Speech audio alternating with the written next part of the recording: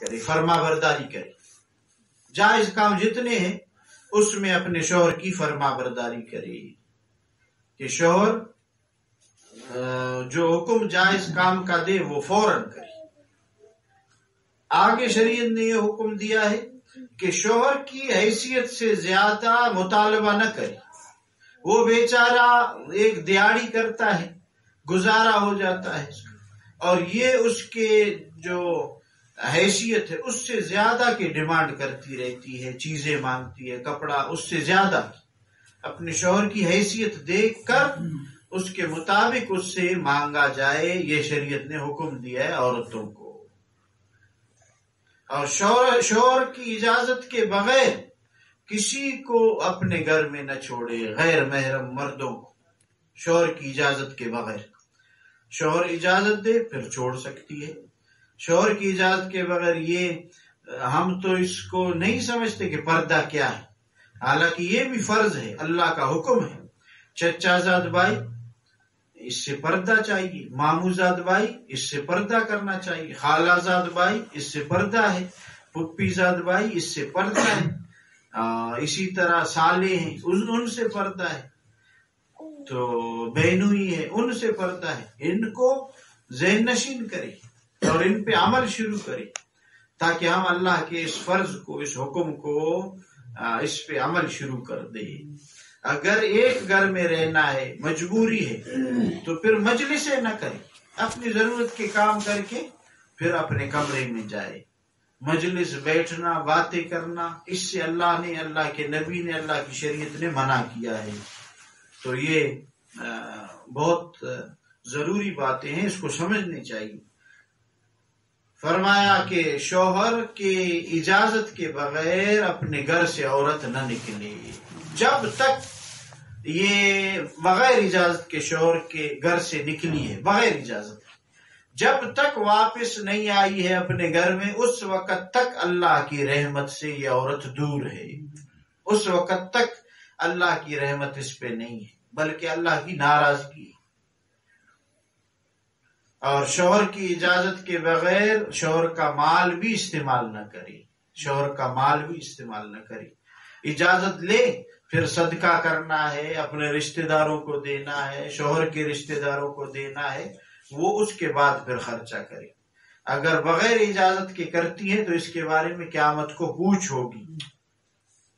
اور اتنی بات یاد رکھیے کہ خاوند اور شوہر اگر تنگ دست ہے، غریب ہے، تو اس کی تنگ دستی اور غریبی کو حقارت کی نگاہ سے نہ دیکھے، اس کو حقیر نہ سمجھے اس کے بدلے میں کہ یہ مجھے تنگ دست شوہر مل گیا. فلانے کے شوہر کو دیکھو کتنے بڑی بڑی گاڑیاں ہیں، مال ہے، جائیداد ہے. اس طرح ناشکری نہ کرے. فرمایا جس نے ناشکری کی اس کی نعمت چھین لی جائے گی. یہ قرآن پاک کا اٹل فیصلہ ہے. لئن شکرتم لازیدنکم، شکر کرو گے میرے بندو اور میری بندیوں، میں تمہاری نعمتوں کو بڑھا دوں گا. ناشکری کرو گے تو نعمتیں کٹ جائیں گی، ختم ہو جائیں گی، گٹ جائیں گی. اور ایک بات اور، شہروں میں یہ بات پائی جاتی ہے، پتہ نہیں آپ کے ان علاقوں میں ہے نہیں ہے، لیکن غور سے سنیں، جس میں یہ مرض ہے، یہ غیر شرعی کام ہے، وہ عورت اس کو ختم کر دے آج سے. اپنے شوہر کا نام لینا اس کو شریعت نے منع کیا ہے. اپنے شوہر کا نام لے کے نہ پکارے، بے ادبی نہ کرے، اس سے شریعت نے منع کیا ہے. تو جو عورتیں نام نہیں لیتی، فلانے کے ابا کہتی ہے، وہ صحیح ہے بالکل. اور جو نام لیتی ہے اس میں کچھ بے باکی نظر آتی ہے، کچھ بے ادبی نظر آتی ہے، تو اس سے بچنا چاہیے. اور شوہر کی شکایت کسی کے سامنے نہ کرے. بہت سی عورتوں کی یہ عادت ہے، وہ ہر جگہ بیٹھ کے اپنے شوہر کی شکایت کرتی ہے کہ اس نے ہمیں کیا دیا ہے، اس نے ہمیں کیا دیا ہے. جب سے ہم اس کے گھر میں آئے، حدیث پاک میں یہی بات آتی ہے کہ یہ ناشکرا طبقہ ہے. عورتیں جتنے بھی اس کو دیا جائے وہ کہیں گے کہ تمہارے گھر سے تو مجھے نمک بھی نہیں ملا. تو لہٰذا شکر کریں گے اللہ نعمتیں بڑھائیں گی، شکر کریں گے اللہ نعمتیں بڑھائیں گی. اور زبان درازی نہ کرے اپنے شوہر سے، خاوند سے. ہاں، وہ کسی بات پہ اونچا بولے تو عورت کو چاہیے کہ وہ خاموش رہے، زبان درازی نہ کرے اور اس کے خلاف بات نہ کرے تاکہ مسائل خراب نہ ہو. آج ہمارے پاس کتنے مسائل ایسے آ رہے ہیں کہ تھوڑی سی زبان درازی کی وجہ سے ہمیشہ کے لیے عورت مرد پہ حرام ہو جاتی، طلاق کے واقعہ پیش آتے ہیں. یہ اسی شریعت کے حکم کو نہ ماننے کی وجہ سے. لہذا شریعت کے حکم کو پامال نہ کرے، زبان درازی اپنے شوہروں سے نہ کرے. اور ایک مسئلہ جس میں سارے گھر پھنسے ہوئے ہیں، سارے گھر، ہر گھر میں یہ مسئلہ اٹھتا ہے کہ اپنے شوہر کے والدین کو اپنے والدین کی طرح نہیں سمجھتی. اگر یہ بیوی، یہ لڑکی اپنے شوہر کے والدین کو اپنے والدین کی طرح سمجھے اور شوہر کے والدین بھی اس بہو کو اپنی بیٹی کی طرح سمجھے تو سارے مسئلے ختم ہو جائیں گے. آپ نے گھروں میں دیکھا ہے کہ جب ماں اپنی سگی بیٹی کو کہتی ہے کہ جھاڑو لگاؤ، سگی بیٹی کہتی ہے میں نہیں لگاتی تم لگاؤ، تو ماں اٹھ کے جھاڑو لگاتی ہے اور پھر اس سے ناراض نہیں ہوتی، رات کو پھر اس کے ساتھ باتیں گپے شپے کر رہی ہیں. اگر بہو کو کہے کہ جھاڑو لگاؤ اور بہو کہے نہ میرے سر میں درد ہے آپ لگائیں، تو اس سے ناراضگیاں شروع ہو جاتی. کیوں ناراضگی ہوتی ہے؟ یہ اپنی بیٹی اس کو سمجھتی نہیں. اسی طرح بہو وہ اپنی ساس کو اپنی ماں نہیں سمجھتی. اگر وہ اپنی ماں کی نگاہ سے دیکھے کہ یہ میری ماں ہے، یہ بوڑھی ہے، جب میری ماں مجھے ڈانٹے مارے پھر بھی میں ناراض نہیں ہوتی، اگر ناراض ہوتی ہوں تھوڑی دیر کے لیے پھر خوش ہو جاتی ہوں، یہ بھی میری ماں ہے. تو یہ چیزیں جس میں آ جائے، اور حدیث پاک کا مفہوم ہے کہ ساس اور سسر یہ بمنزلہ والدین کے، ان کے ساتھ وہی سلوک ہو جو والدین کے ساتھ ہے. مرد کے ساس سسر بھی اس کے والدین ہیں اور عورت کے ساس سسر بھی اس کے والدین ہیں. تو یہ چیزیں اگر ہم اپنی زندگیوں میں لائیں گے تو میں عرض کروں کہ انشاءاللہ العزیز وہ گھر ایک دینی ماحول پیش کرے گا، اس میں سکون، راحت، چین، آرام، آسائش ملے گی. تو میری ماؤں بہنوں، گزارش یہ ہے کہ ہم اپنا ایک وقت بھی ضائع نہ کریں، کوئی وقت ضائع نہ کریں. ہر وقت ہم دیکھ لیں کہ میں اپنی قبر کے لیے کیا تیاری کر رہی ہوں اور اپنے لحد کے لیے کیا تیاری کر رہی ہوں اور اپنے آخرت کو میں کتنی سنوار رہی ہوں یا آخرت کتنی بگڑ رہی ہے، اس کو دیکھیں. تو لہذا گزارش یہ کہ ہمیشہ یہ فکر ہو مجھے اور آپ کو کہ آج کا دن گیا، آج کا دن جا رہا ہے، کل پتہ نہیں کون دیکھے گا کہ کل ہے یا نہیں ہے. تو کوشش کریں نمازوں کا اہتمام ہو.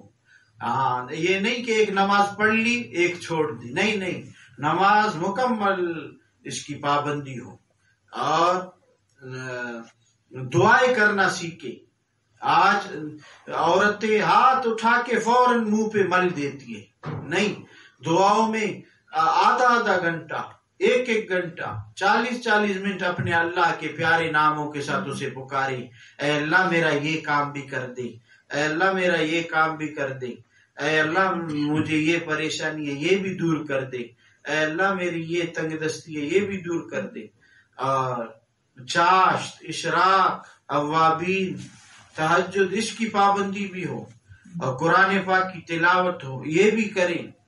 اور آپ ہمسایوں کی قدردانی کریں، ہمسایوں کو تکلیف نہ پہنچائے، غیبت سے بچیں، حسد سے بچیں، خرچ کرے اپنے مال سے جو اللہ نے دیا ہے، غریبوں پہ خرچ کرے، ہمسایوں پہ خرچ کرے، مدارس میں خرچ کرے، مساجد میں خرچ کرے، اپنے رشتہ داروں پہ خرچ کرے، اپنے قریبی رشتہ داروں کو تحفہ دے دے، نقد پیسے دے دے، اس سے محبت بڑھے گی.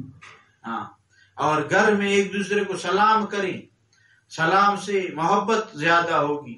مرد جب داخل ہو گھر میں وہ بھی سلام کرے، عورتیں سلام کرے، اور کوشش کرے وضو کے ساتھ رہے، والدین کی فرما برداری کرے، نافرمانیوں سے بچے، اور سر ننگی نہ کرے۔ عورتوں میں ایک عجیب یہ مرض ہے کہ وہ گھروں میں کام کاج کرتی ہیں سر ننگے۔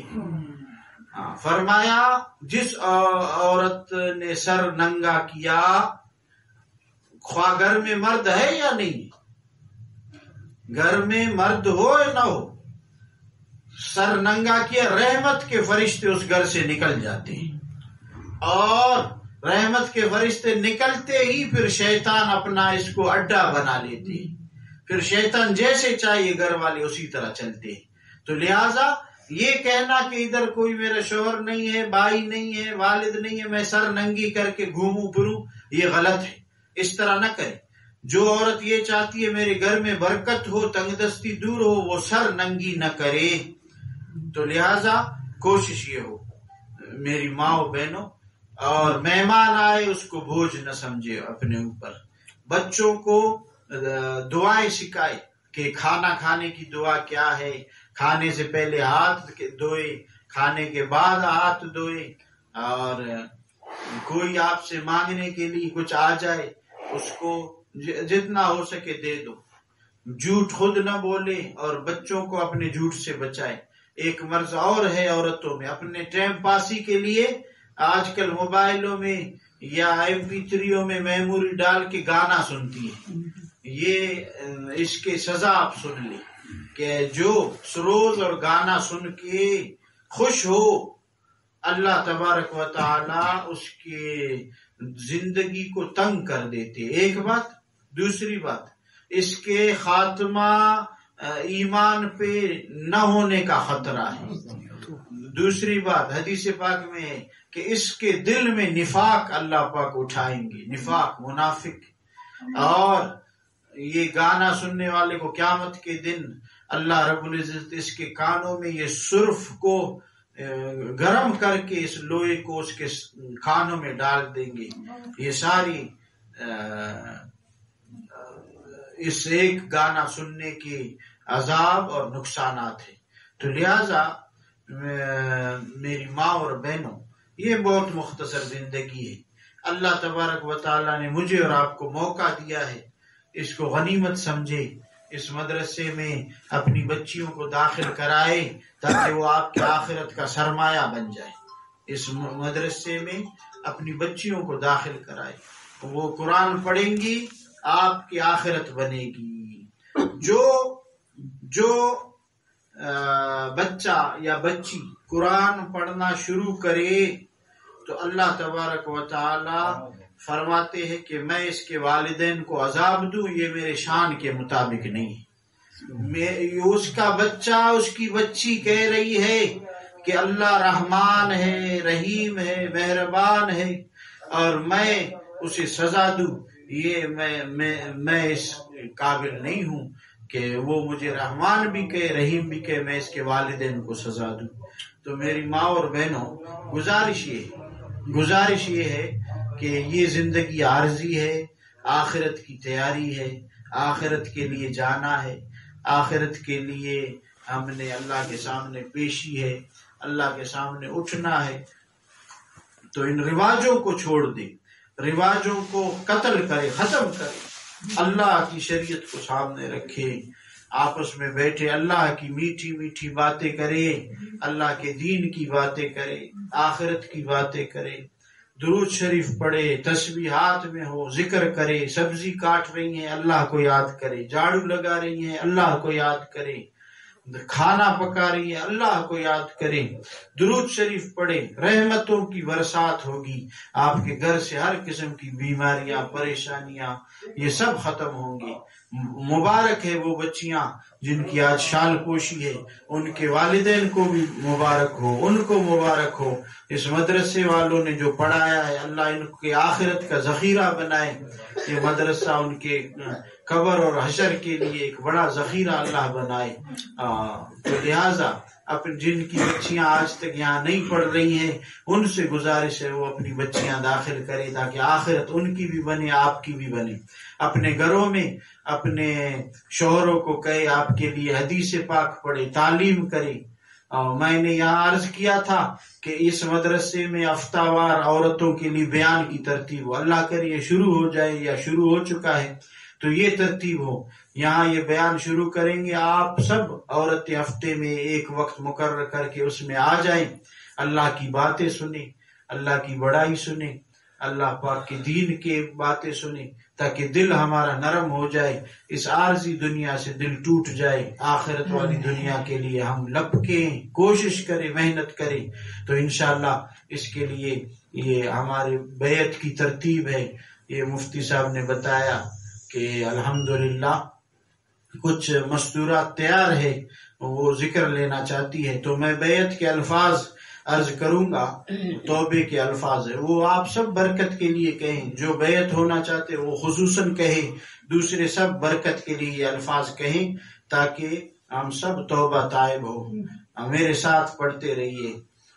ایمان لایا میں نے اللہ پر، اللہ کے فرشتوں پر، اللہ کی کتابوں پر، اللہ کے رسولوں پر، آخرت کے دن پر، تقدیر پر، خیر ہے یا شر سب اللہ کی طرف سے ہے، قیامت کے دن دوبارہ اٹھائے جانے پر توبہ کی میں نے شرک سے، بدعت سے، غیبت سے، بہتان سے، چغل خوری سے، حسد سے، جھوٹ بولنے سے، کسی کا حق کھانے سے، کسی کو ستانے سے، کسی کو تکلیف کرنے سے،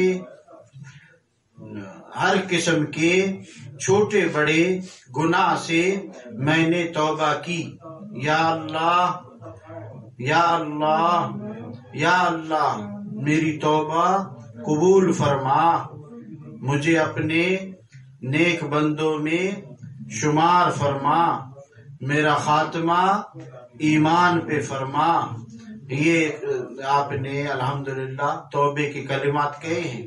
جو بیعت کی نیت سے جنہوں نے کہا ہے وہ مفتی ثناء اللہ صاحب کی اہلیہ سے رابطہ کرے، ادھر ہمارے ذکر اذکار کی ترتیب کی پرچی ان کے پاس ہوگی، وہ ان سے وصول کرے۔